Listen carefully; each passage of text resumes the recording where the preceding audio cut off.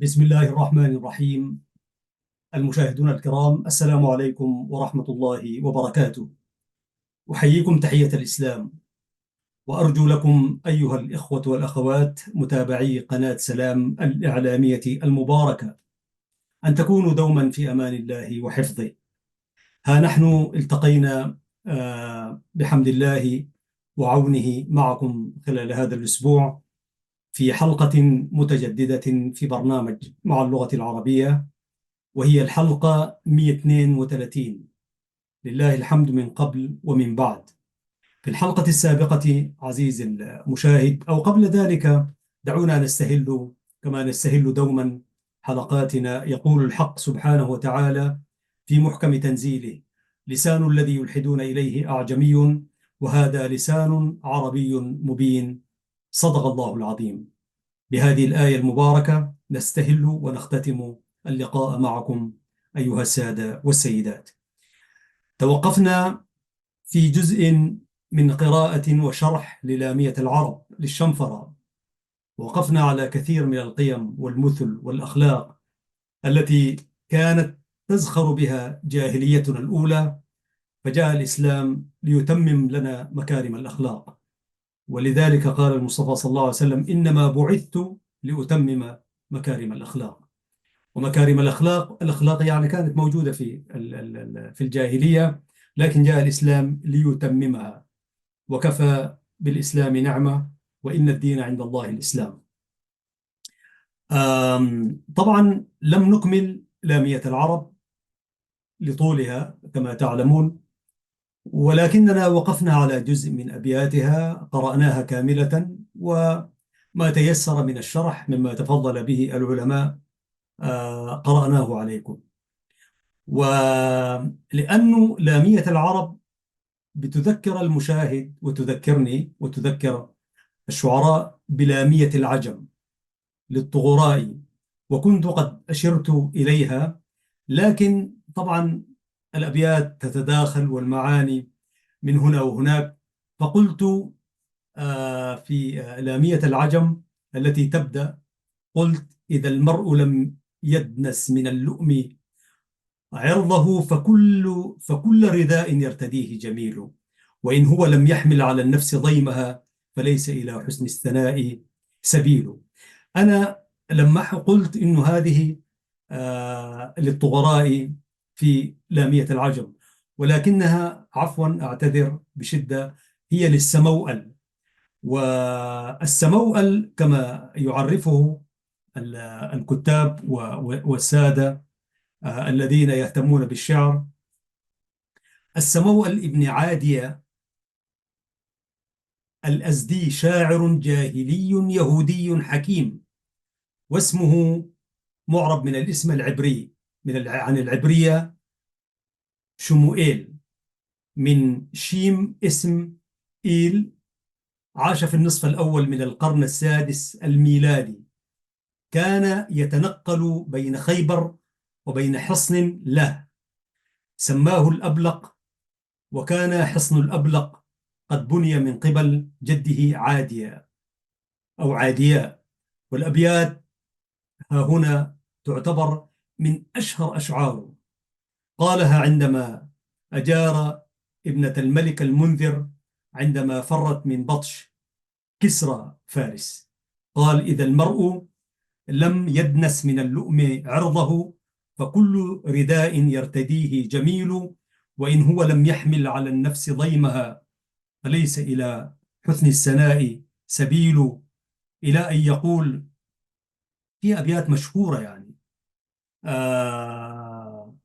هو الأبلق الفرد الذي سار ذكره يعز على من زامه فيطول، وإنا لقوم ما نرى القتل سبة إذا ما رأته عامر وسلول. يقرب حب الموت آجالنا لنا، أو يقرب حب الموت آجالنا لنا، وتكرهه آجالهم فتطول. وما مات منا سيد حتف أنفه، ولا طل منا حيث كان قتيل. تسيل على حد الضبات نفوسنا، وليست على غير الضبات تسيل. يعني كلام فيه شهامة وفروسية وغير ذلك. أما الذي أعنيه يعني في القصيدة التي لامية العجم، وهي للطغراء، أتشرف اليوم كما تحدثنا وشنفنا أسماعكم بقراءة للامية العرب، فنأتي إلى لامية العجم.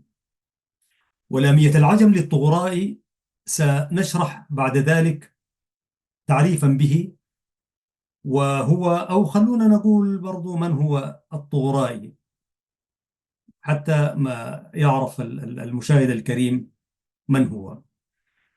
الطغرائي هو الحسن بن علي محمد عبد الصمد أبو إسماعيل مؤيد الدين الأصبهاني الطغرائي، شاعر من الوزراء الكتاب، كان ينعت بالأستاذ، وهو شاعر مشهور. ربما عندما نأتي إلى آه، شرح بعض الأبيات نقرأ السيرة الذاتية الكاملة للطغرائي. الآن سأقرأ لامية العجم لنرى ما فيها من قيم كذلك وأمثول كذلك للذود عن عزة النفس واحترام الذات. يقول: أصالة الرأي صانتني عن الخطل،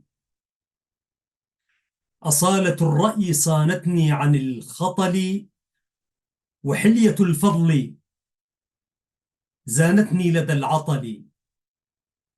مجدي أخيرا ومجدي أولا شرع، والشمس رد الضحى كالشمس في الطفل. فيما الإقامة بالزوراء، لا سكني بها ولا ناقتي فيها ولا جملي. ناء عن الأهل، ناء عن الأهل، صفر الكف منفرد كالسيف عري متناه عن الخلل. فلا صديق إليه مشتكى حزني، ولا أنيس إليه منتهى جذلي. طال اغترابي حتى حن راحلتي، ورحلها وقرى العسالة الذبل. وضج من لغب تضوي وعج لما يلقى ركابي، ولج الركب في عذلي. أريد بسطة كف أستعين بها على قضاء حقوق للعلا قبلي. والدهر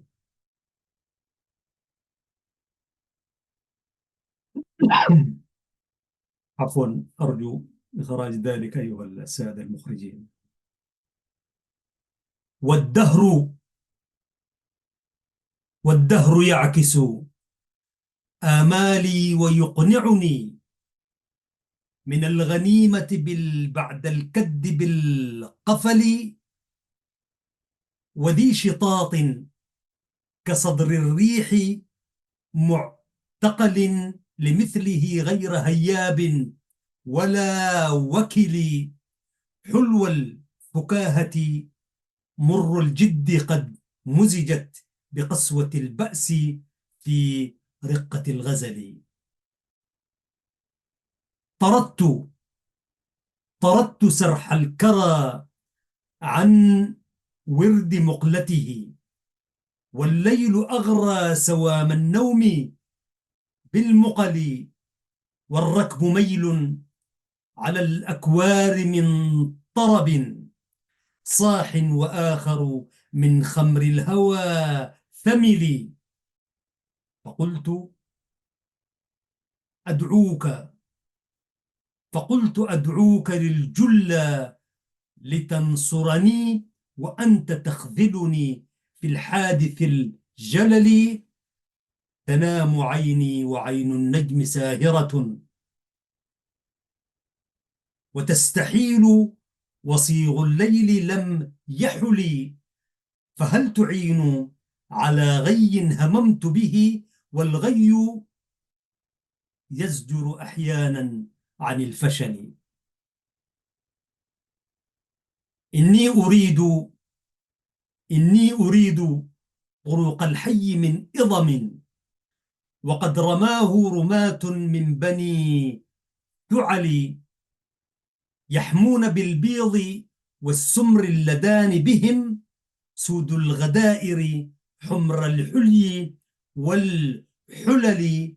فسر بنا في ذمام الليل مهتديا بنفحة الطيب تهدينا إلى الحلل.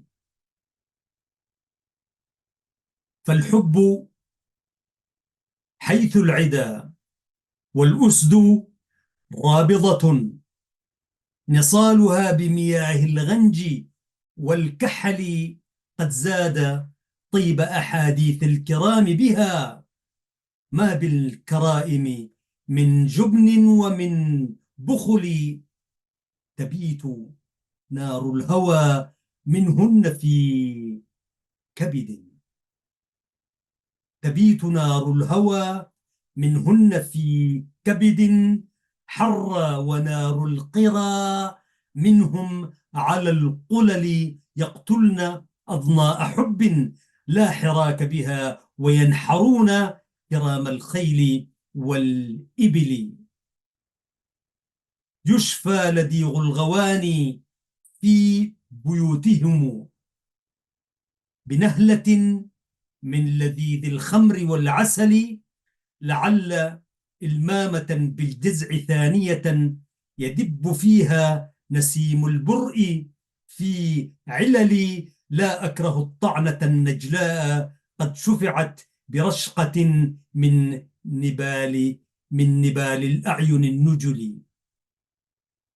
لا أكره الطعنة النجلاء قد شفعت برشفة من نبال الأعين النجل، ولا أهاب صفاح البيض تسعدني باللمح من صفحات البيض في الكلل، ولا أخل بغزلان أغازلها ولو دهتني أسود الغيل بالغيل. حب السلامة يثني هم صاحبه عن المعالي ويغري المرء بالكسل.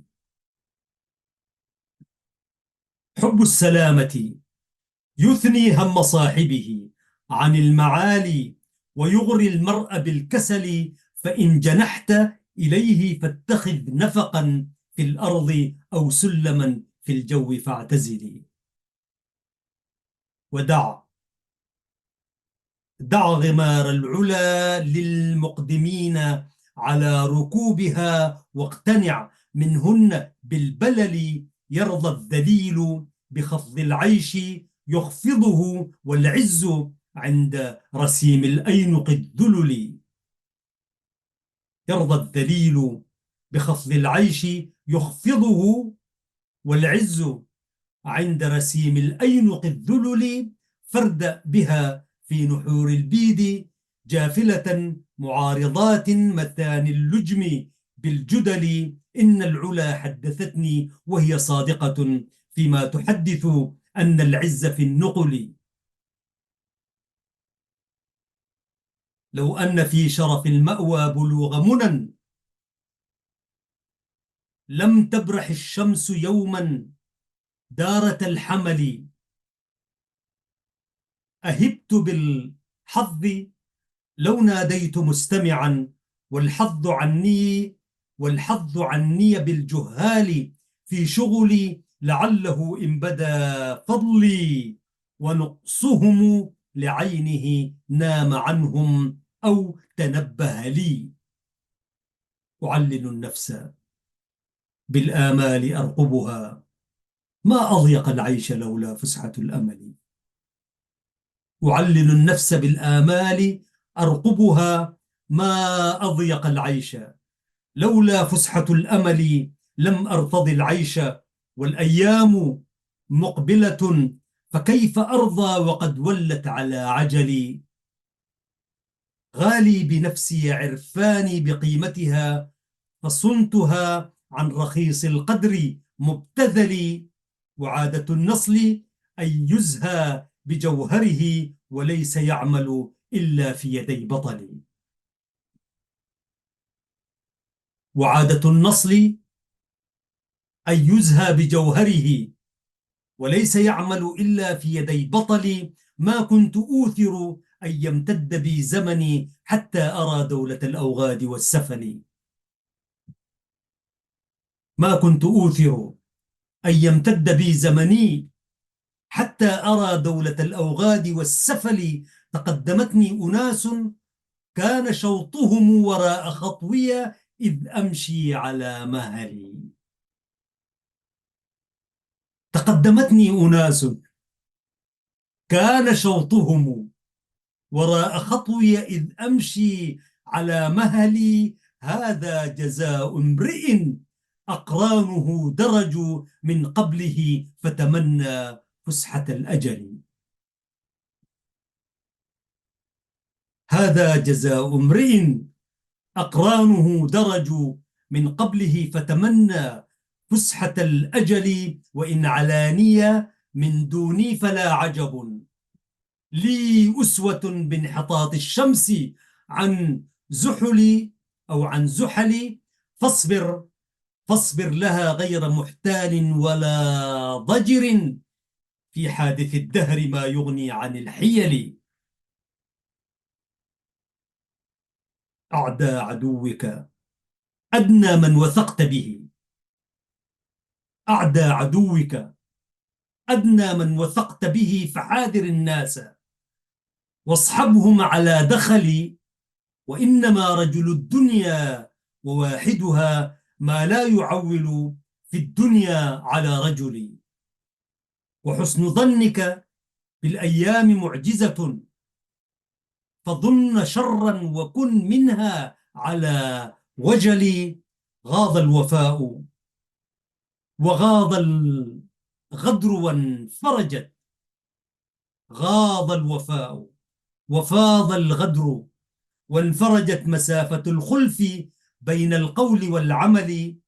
وشان صدقك عند الناس كذبهم، وشان صدقك عند الناس كذبهم.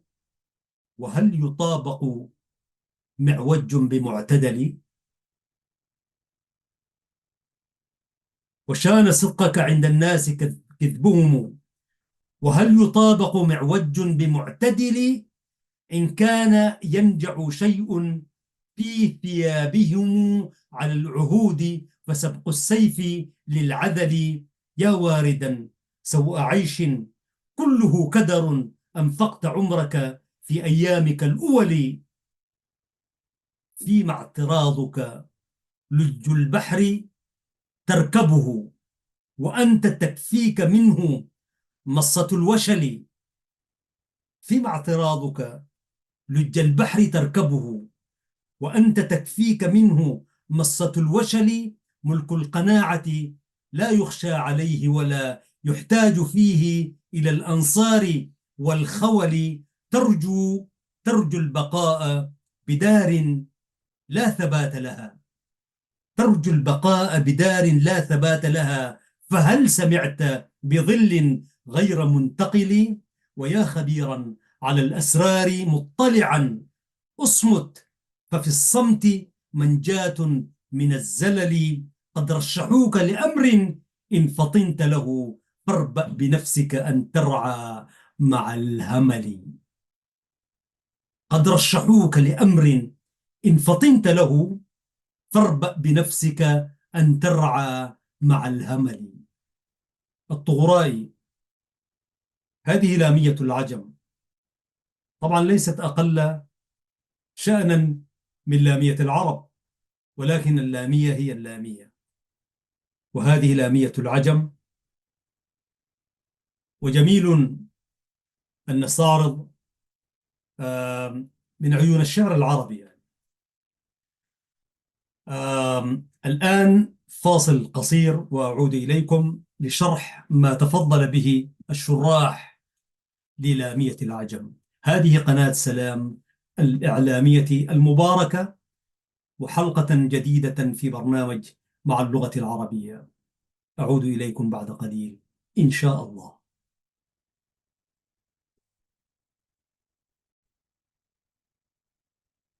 بسم الله الرحمن الرحيم. أيها المشاهدون الكرام، ها نحن عدنا إليكم في الجزء الثاني من هذه الحلقة. طبعا بعد كل فترة من الفترات سنأتي لنقرأ من عيون الشعر العربي إن شاء الله.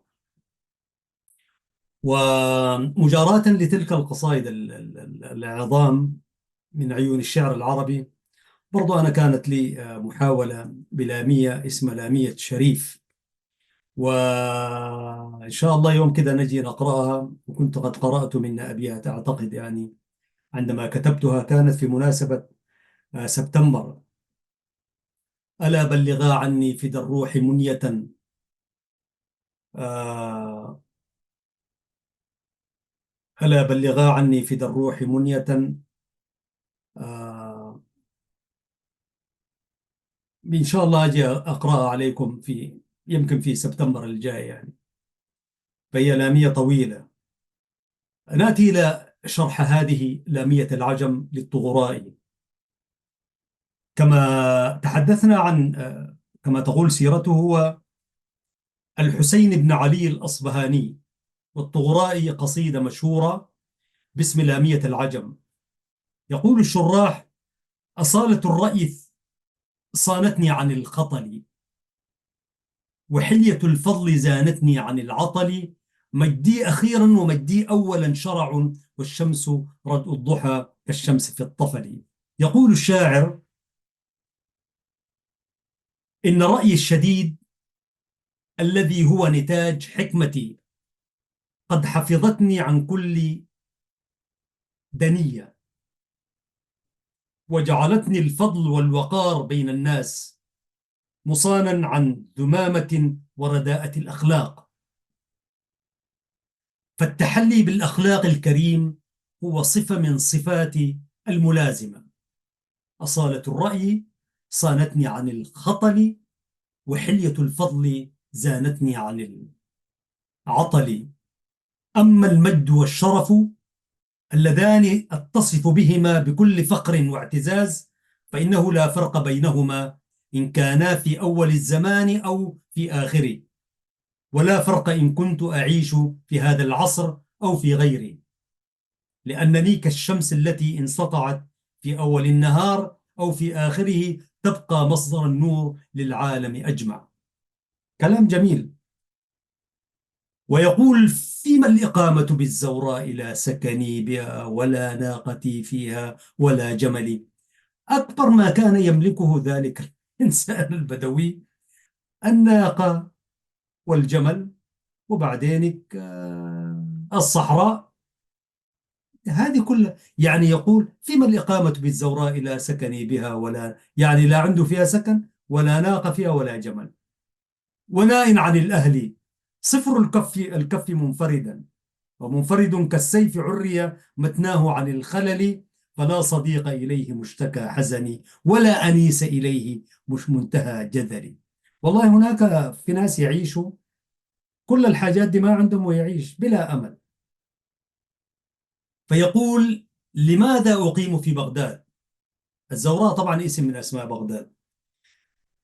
أحقا في ثرى الزوراء أزهو، كما قال فراج في ميميته، اللي هو: في صحو أنا أم في منامي، أحقا هذه دار السلام. أتحت سمائها أحدو ركابي، وفوق فنائها ألقي زمامي. أحقا في ثرى الزوراء زهوا، محلا بالأزاهر يعني شيء من ذلك. قال: وقد شمخ النخيل بعدوتيها كتائب عن محارمها تحامي. أمهد الرافدين وأنت قدما محلك في القوارب والسنام. رأيتك قبل رؤيتك ائتلاقا يطرز جبهة الشرق القدام. وشمتك في السطور سطور نور كأجنحة الملائكة الكرام. أحقا في ثرى الزوراء زهوا، أحط في ثرى الزهراء الزهراء كما قال الطغرائي: الزوراء، الزوراء اسم من أسماء بغداد. يقول الطغرائي: لما أقيم في بغداد؟ بغداد بغداد العرين، بغداد بغداد العرين، فدتك يا مهد الصبابة والحبيب يزار. هذه واحدة من القصائد التي ضاعت مني، كيف مش عارف يعني. كتبناها أيام صدام رحمة الله عليه. بغداد بغداد العرين، فدتك يا مهد الصبابة والحبيب يزار. والله ضاعت مني هذه القصيدة، إلا أحفظ منها بعض الأبيات، وكانت قصيدة طويلة. فيقول الطغرائي: لما أقيم في بغداد؟ ولماذا تغربت عن مكان أهلي وأصحابي؟ وما جاي من أصفهان يعني. وما الذي يستحق أن أفعل ذلك؟ لا زوجة لي هنا، ولا أقارب، ولا أحبة، وليس لي هنا منزل ولا شيء. فلماذا ظلمت نفسي وأنا البريء من أي سبب يجعلني فريدا؟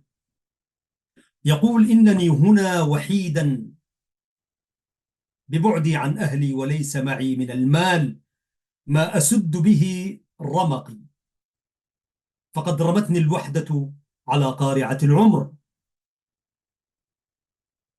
كما يفعل بالسيف حين يجرد بالكامل من غمده الذي كان يحميه ويحتويه بالعطف والدفء والرعاية.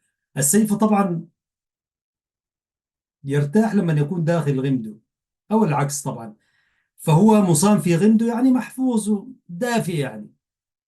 وعندما يستل طبعا يضرب به أعناق وتضريب أعناق الملوك، وأن ترى لك الهبوات السود والعسكر المجروح.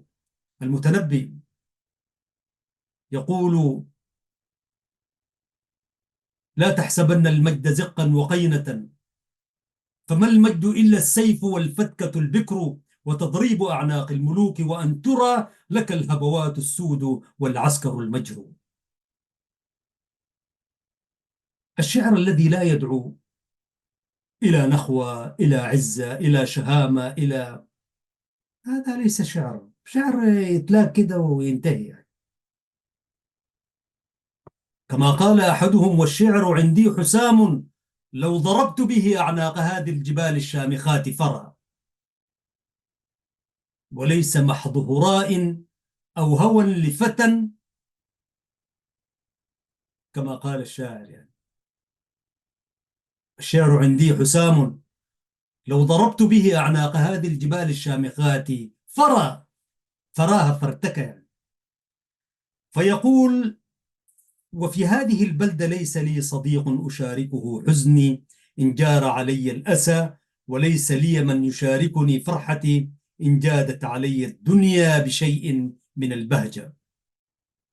طال اغترابي حتى حن راحلتي، ورحلها وقر العسالة الذبل. يقول: لقد طالت غيبتي عن بلدي، وامتد البعد أمدا بعيدا، حتى أصبح الحنين مرافقا لأمتعتي وما أحملها بها. ووصل إلى الرماح الطرية التي في جعبتي، إذ أصبحت في غربة واشتياق كما هو حالي. هذا إحساس الشعراء طبعا.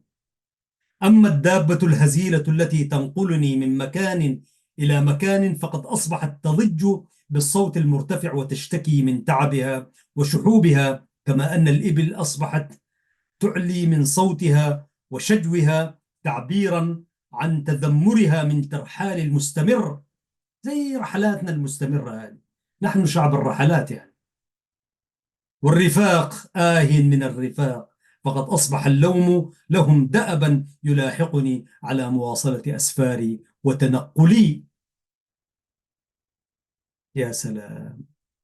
وضج من لغب تضوي وعج لما يلقى ركابي، ولج الركب في عذلي، أريد بسطة كف أستعين بها على قضاء حقوق للعلا قبلي، والدهر يعكس آمالي ويقنعني من الغنيمة بعد الكد بالملل. أحتاج القليل من السعة. والشعراء بالمناسبة ما في شاعر كده روق في الدنيا دي وبقى ملياردير يكفيهم يعني. ما قال العطاد خذوا دنياكم وهذه فدنياواتنا كثر، شيلوها. دنياوات الشعراء كثر يعني، ليس هذه الدنيا التي يعيشها العوام يعني. فيقول احتاج القليل من السعة في الرزق والمال كي أتمكن من الانطلاق نحو تحقيق أخلاق الفاضلة وما يترتب عليها تجاه الناس، فأطعم الجائع وأغيث الملهوف وأكرم الزائر عوضا عن احتياج الناس ومساعدتهم. ولكن الدهر الذي أتمنى منه ذلك يقلب آمالي رأسا على عقب ويجعلني أسعى بلا طائل. فبعد أن أرجو الكسب والغنيمة وأعمل على ذلك لا ألقى منه إلا الانغلاق والإعراض عن العطاء، فهو يسعى إلى إقناعي بالرجوع عن السفر والعودة حيثما كنت. والدهر يعكس آمالي ويقنعني، يعني يعاكس يعني. من الغنيمة بعد الكد بالملل وذي شطاط كصدر الرمح معتقل لمثله غير هياب ولا وكل. حلو الفكاهة مر الجد قد مزجت بقسوة البأس، فيه رقة الغزل. من أخطر الأبيات هذه.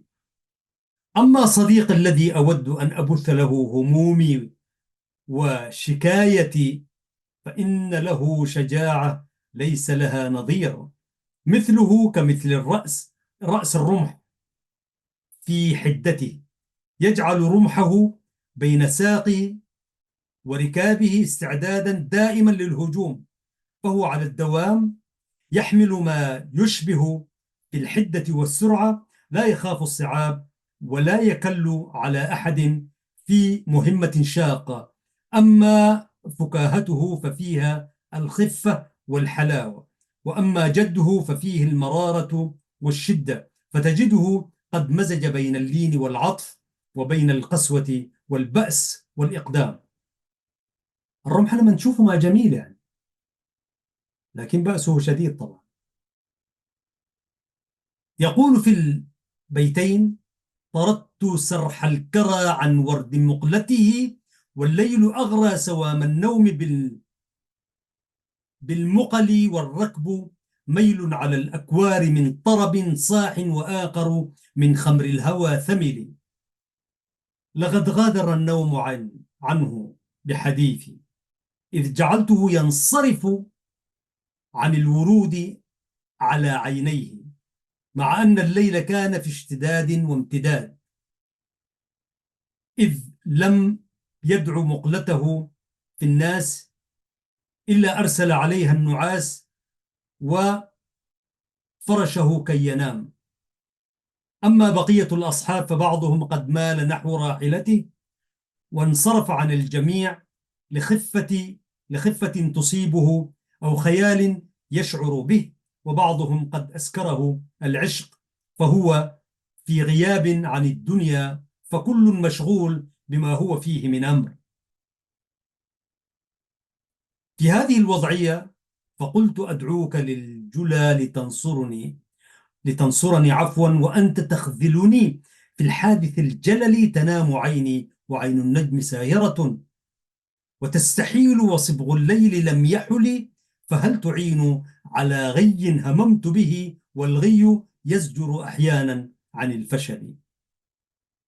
فقلت في نفسي، يقول الطغرائي: سأدعوك لتقف معي في وحشتي وتساعدني في مصابي، وكل عتبي عليك أنك تخذلني في صعب المواقف ولا تهتم لأمري. والآن بعد أن نامت الناس وبقيت نجوم السماء ساهرة في هذا الليل الحالك المصطبق بالسواد، ليس لي إلا أن أطلب منك المعونة في المغامرة والإقدام، وإن كان ذلك الإقدام سيجلب المتاعب والأخطار، إلا أنه يزجر الخوف عني ويجعلني أجرب ما يمكن أن يكون فيه صلاح أمري ومعونتي. وكثير من أشعار، ولم أعرف أنه هذا البيت للطوراء، أعتقد، الله أعلم، ما أتذكر. لكن كان في البيت كتاب اسمه من أدبيات اللغة العربية، يعني اقتنيته من أخي الأكبر محمد الشيخ.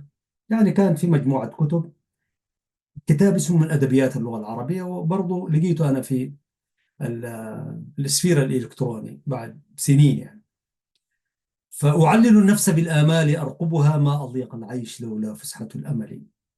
فاستطاب المقال طبعا أستاذنا عبد الرحمن الشابك، له التحية والسلام، هو موجود في كسلة، أستاذ اللغة العربية. فاليوم الثاني ناداني وقال لي، أثنى علي كثيرا بأن مقالتي كانت ممتازة ومتضمنة، وطوالي أهداني. أول مرة أنا أستلم ديوان أبو الطيب المتنبي، قال لي أحمد أرى فيك شاعرية، وخذ وأقرأ هذا الديوان.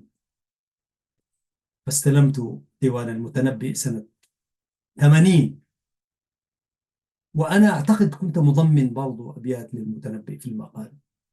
فهذا البيت ذكرني: أعلل النفس بالآمال أرقبها، ما أضيق العيش لولا فسحة الأمل. يقول: لم أرتضي العيش والأيام مقبلة، فكيف أرضى وقد ولت على عجلي.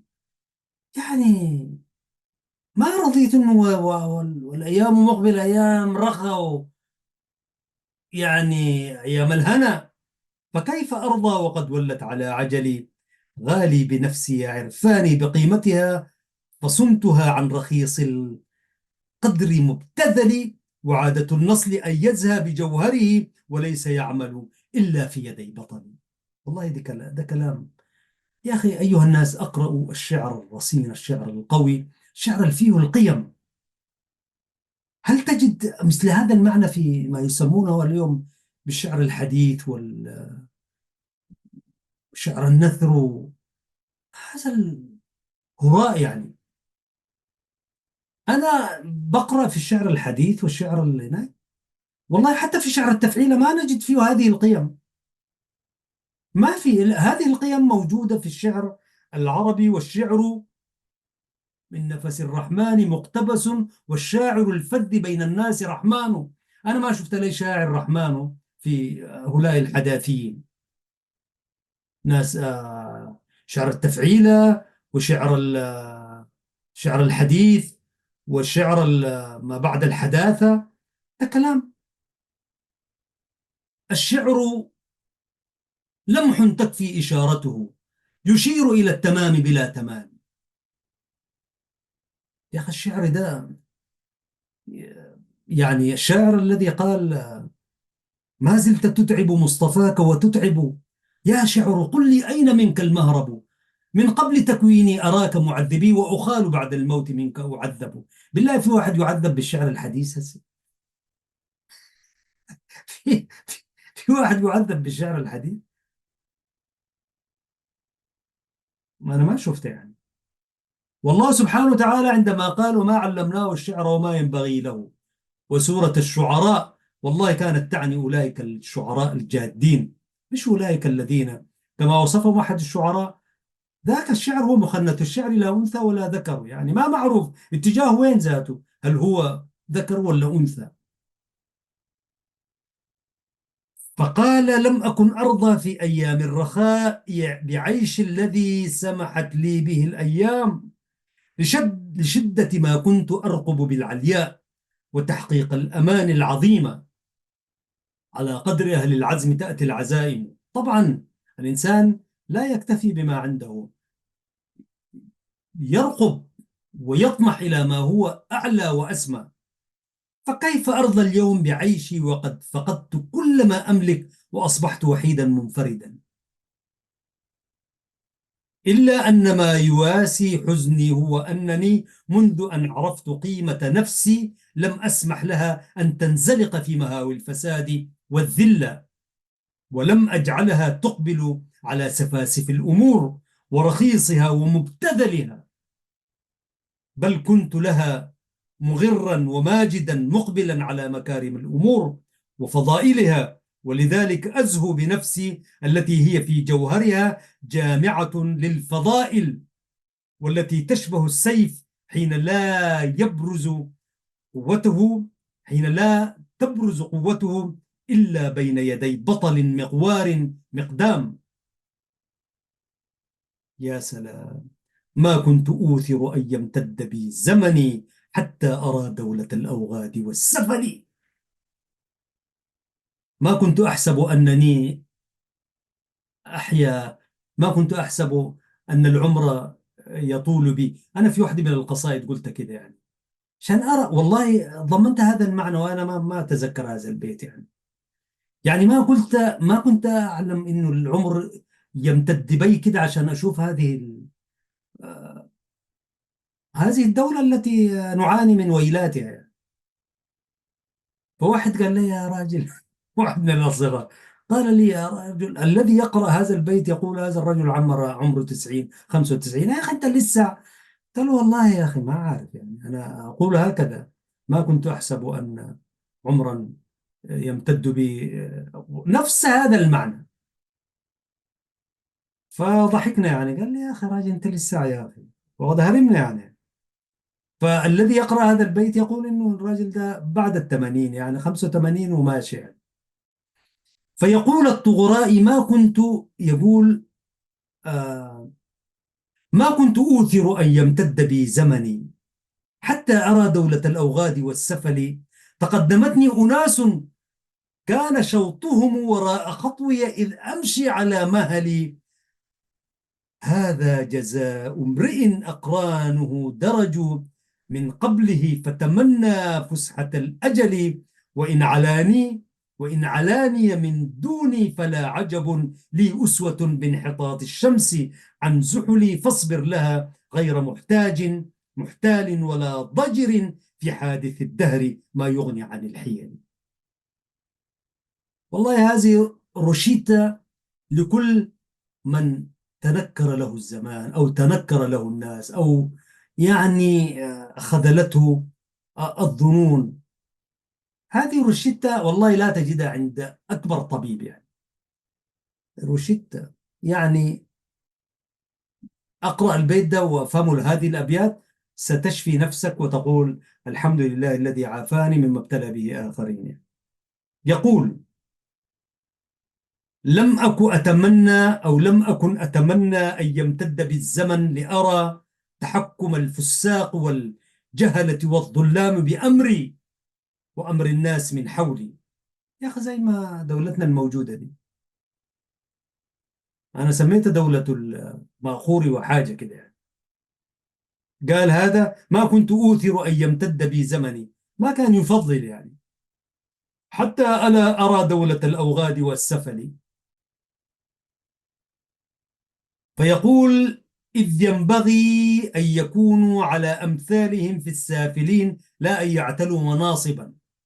زمن الرويبض الذي نعيشه الآن، أن يوكل الأمر إلى غير أهله كما في معنى الحديث النبوي الشريف. فكيف أحتمل تسلط وسبق من هم دوني في الأخلاق والفضل،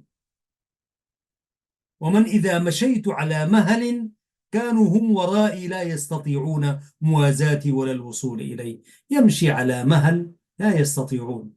اليوم طبعا كل امرئ كما قيل زمان في السودان يحتل غير مكانه، فالمال عند بخيله والسيف عند جبانه. هذا حال العالم العربي والعالم مع الأسف الشديد مع العالم الإسلامي والعالم الثالث ودولنا التي ننتمي إليها جغرافيا ووجدانيا. هي هكذا، كل امرئ يحتل غير مكان، المال عند بخيله والسيف عند جبانه.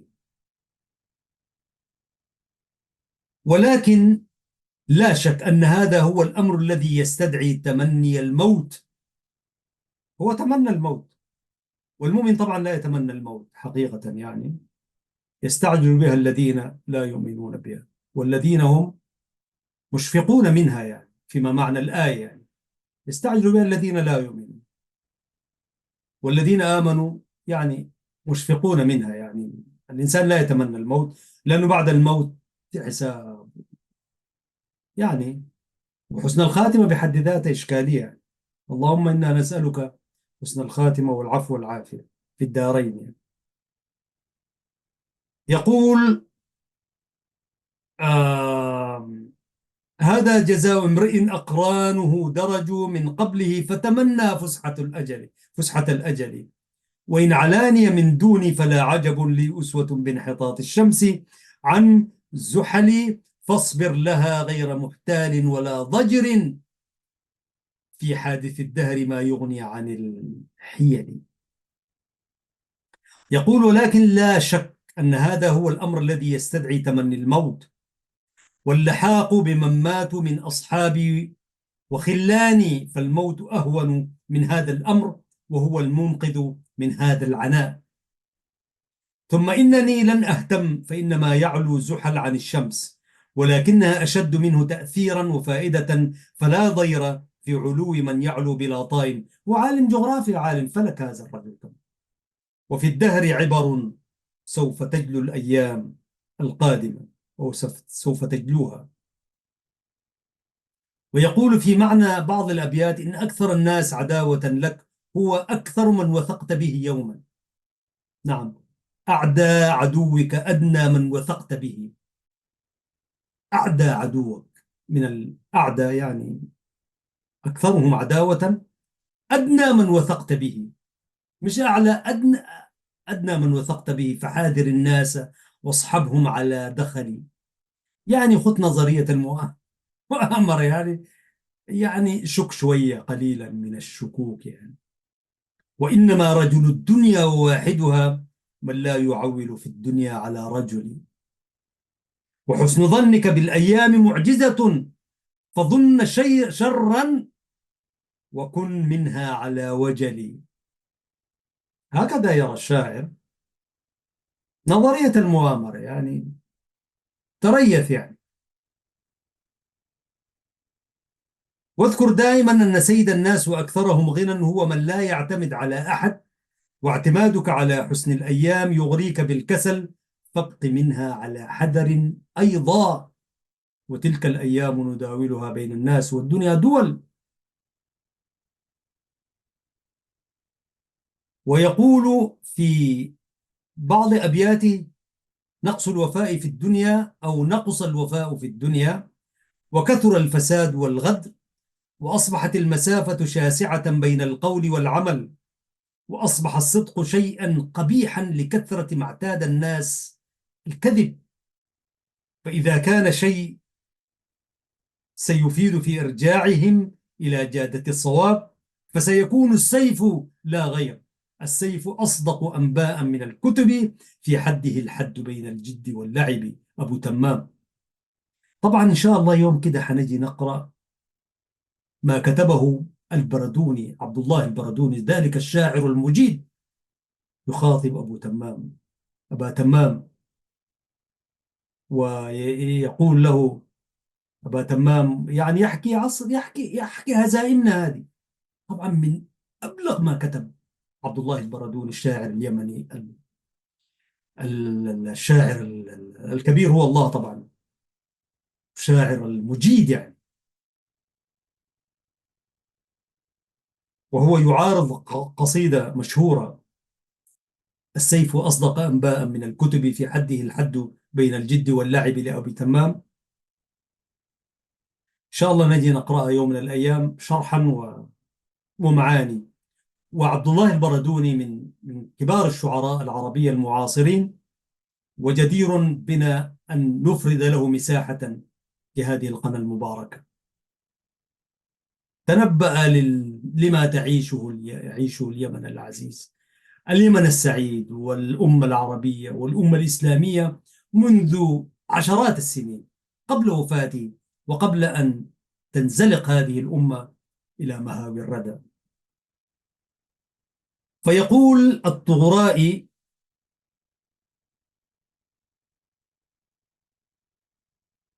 يعني أيها الراجي من حياتك النذر اليسير من المال والرخاء والجاه، إن هذه الحياة مليئة بالتعب وقد أنفقت كل ما لديك في أيامك الماضية.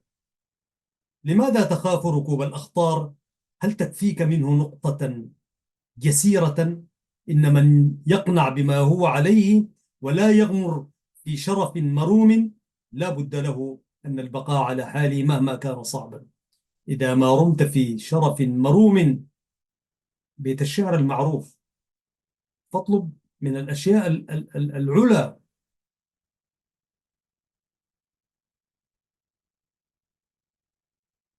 ثم يقول: ترجو البقاء بدار لا ثبات لها، فهل سمعت بظل غير منتقل؟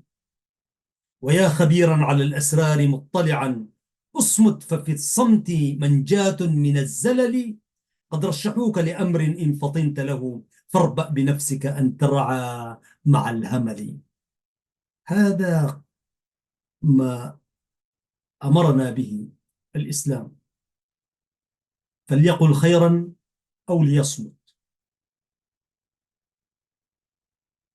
يقول: إنك لترجو البقاء في دار لا خير فيها، وطبع الناس،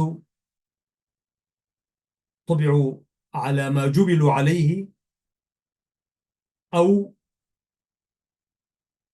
وطبع الإنسان مجبول على الحركة، مجبول على الحركة. فإذا خشيت الضلال ففي الصمت حرز لك من الأخطاء والزلات.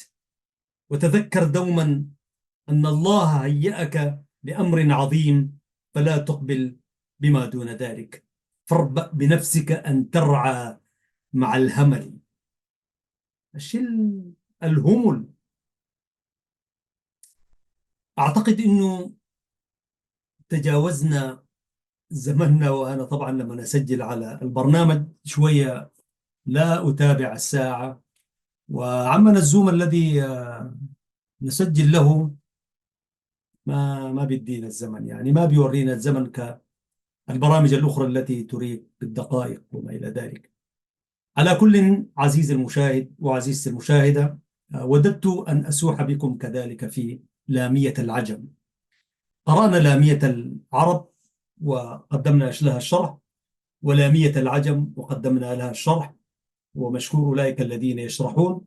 وأنا في لامية العجم يعني قلت أكتفي بالشرح العام، وليس بالكلمة معناها كذا والمعنى كذا وهكذا. وكثير من القيم والمبادئ طبعا هو قدم فخر بأخلاقه وحكمته، وقدم حزنه وأساه في غربته، وحاور صديقه ويشكو إليه سيفه وفرسه. ويعني هي فاقت 50 بيت هذه القصيدة، وهي تعتبر من عيون الشعر حقيقة يعني. عموما عزيزي المشاهد، أرجو أن تكونوا قد استمتعتم بهذه الحلقة والحلقة السابقة وكل حلقاتنا و...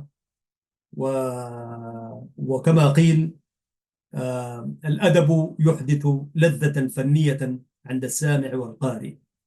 فإذا لم يحدث الأدب لذة فنية عند السامع والقارئ، فهنالك شيء مما هو دون ذلك يعني.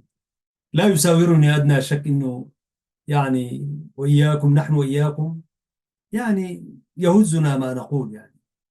وأرجوكم لا تبخلوا علينا بآرائكم ومقترحاتكم كذلك. تحياتي لكم، محدثكم معد ومقدم البرنامج أحمد شريف من قناة سلام الإعلامية المباركة. كنتم مع حلقة في برنامج مع اللغة العربية. وفي الختام نقول: قال الحق سبحانه وتعالى في محكم تنزيله: لسان الذي يلحدون إليه أعجمي، وهذا لسان عربي مبين. صدق الله العظيم. أسأل الله أن يجمعنا وإياكم على خير في الحلقة القادمة إن شاء الله، فيما يحب ويرضى وأنتم كذلك ترضون عنه. حتى ذلكم الحين أستودعكم الله، والسلام عليكم ورحمة الله تعالى وبركاته.